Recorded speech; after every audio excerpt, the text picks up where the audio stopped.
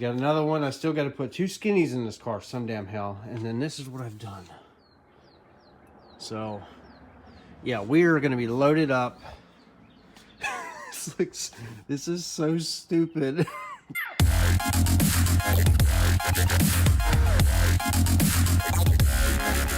What's up, guys? Welcome back to the channel. It has been a busy past couple of days. I just recently put about 20 hours of work into the car. All of the imperfections there.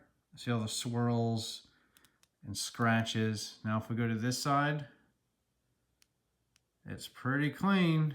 I was a little crunched for time because we do have the subscribers meet, which I'm actually leaving tonight. So depending on when you see this video, but anyway, we're going to be driving about 13 hours up there to New Jersey. I live in Tennessee. The garage is still a mess. You can see some tools laying around. You got some polish. You got some compound over here. And then I'm going to talk about all of this stuff in just a second.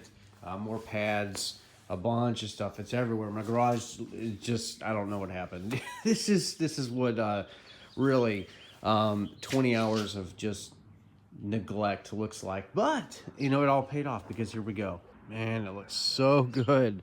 Hard work pays off, it really does. Now, what you're looking at is a 2-step correction, paint correction, and a freshly done ceramic coat. Yes, I did it all by myself, and I do apologize. I started filming the whole process, and I was gonna make like a list of like 2 or 3 videos, and it just fell apart. Just because I was a little bit crunched for time, and it's pretty heavily involved, but I don't need, the camera's definitely not going to do this justice. But I'll show you what I went with real fast before we actually take any further look at the car. All right, so here is our empty box here, and this is from Car Pros. And this is about, I think it's like 50 or 65 bucks, something in that ballpark. Maybe it was like 75, I don't remember. It came with a reload and all that, what you do need. But this is the updated UK version 3.0. And basically what that means is that it has a little bit more flexibility when what am I trying to say? When you apply the ceramic coat, a lot of them you put it on and then you have to immediately wipe it off. This gives you a couple more minutes really. So what I was doing is applying it, and 30 seconds I'd let it flash, and then I'd wipe it down again with another rag just to get it off. So this one came with a 30 millimeter bottle, and I don't need that empty box anymore, but it allowed for two coats of this ceramic, and then plus the reload just to keep it fresh. You got to keep it out of the rain for about 7 days. I'll tell you, after the paint correction we did, now this car has 12,000 miles on it, and it's got rock chips, it's got everything. I would highly suggest that if you're going to do something like this, do it when you first get the car.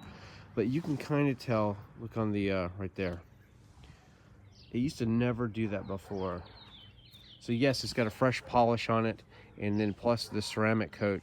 It actually, I swear to God, it changes the colors just a little bit. It makes it more of like a deep, vibrant red. The camera is definitely not picking this up, but when you guys see it in person at the show, I'm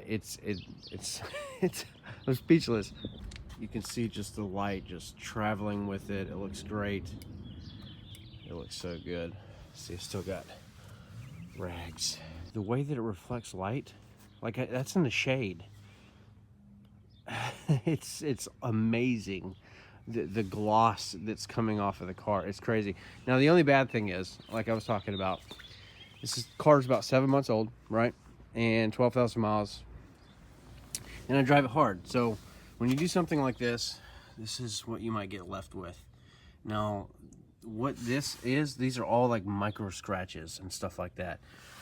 So yeah, I definitely encourage that you probably do this when, you know, I could have resprayed the whole bumper, I could have done all of that, but you know, I'm okay with it. You know, I drive my car hard, we race the car, and you know, at least it's protected. It's not going to get, well, I mean, it might get worse. You know, ceramic coats don't protect from rock chips. I don't care. I did not ceramic coat the wheels because they're going to change, so I didn't care. Again, not the most professional video in the world, okay, where this is just basically an update that we are getting ready to go on the road, and we're going to have a lot of fun.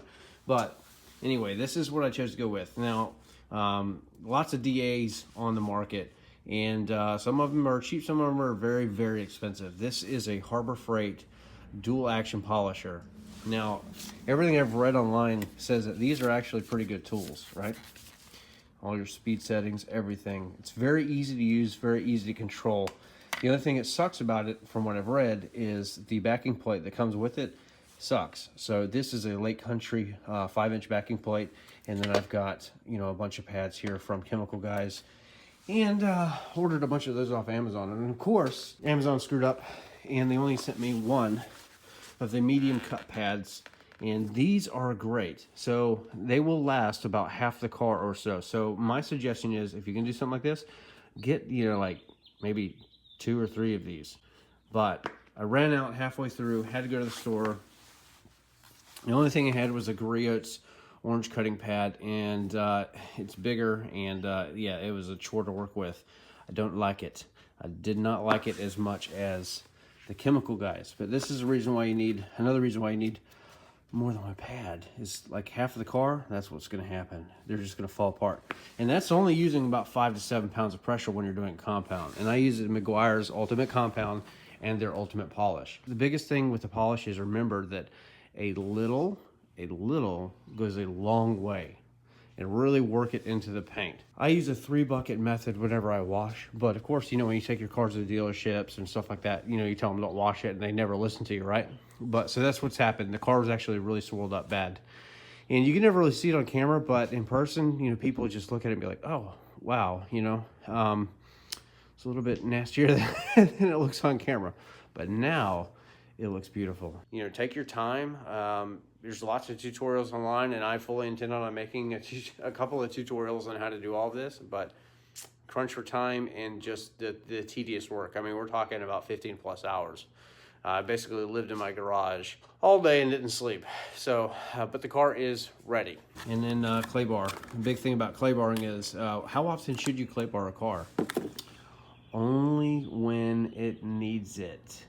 It's the biggest thing, only when it needs it. So just because you're going to wax your car does not necessarily mean that you need a clay bar. But this is the first time, 12,000 miles, it needed it. We have to put our passenger seat back in the car. I'm going to put the sub back in the car, and we're going to leave the rest of this stuff out for the trip, because we are going to be racing up there, so it just doesn't really make sense to add all that stuff back into the car. Just take it right back out when we get there. Well, I guess if it was a 26 tall tire, it might fit. If you take that stuff out, but I'm gonna tell you, if you're vacuuming your car or cleaning out, it's so much easier when you have your seat out. So just take your seats out. But this is what I think we're gonna do. Yeah, and then buckle up for safety. So we're gonna put the other one over there, and they're gonna be angled like this. But oh my gosh, skinnies, all that other stuff has got to go in here. All right, guys. So I'm going to be taking these with me. So if you see this before the show, I'm going to have them with me. And if you buy them there at the show, I'm going to cut you a good deal. They're just dusty, but remember, there's like half left on these NT05Rs. But I'll cut you a pretty decent deal since I'm going to already have them there. But we got one. We got another one. I still got to put 2 skinnies in this car, some damn hell. And then this is what I've done. So yeah, we're going to be loaded up. This is so stupid. Oh my God. But you know what? Get rid of this tire. Just ride around with one seat. And then keep your slicks in the back there. Man, that actually looks pretty badass. I'm not going to lie. But, oh my gosh. All right, you can do things in a Mustang, but you have to gut your interior. Oh my gosh. All right, I think we're done detailing. Even though it's all going to get messed up by the time I get there. But got the seat in, got all the tires in the back there, and then I'll take that guy, put it in there, put the skinnies in the back, and then we'll have 6 wheels and tires inside of this car with the seat. Oh man, Tetris. That's it, guys. All right, we're gonna hit the road tonight. The car would have sat since the ceramic coat for more than 24 hours, so I think we'll be safe to move it. I'm not gonna be driving through rain, but anyway, we should be safe and good to go. And other than that, I will see all of you guys at the show. Look forward to all the content that's coming out. We are finally going to get to race Stang mode. I'm going to lose. That's okay. It's all for the fun and the passion of it. But, all right, I'll see everybody later. This is just a quick update, so that's it.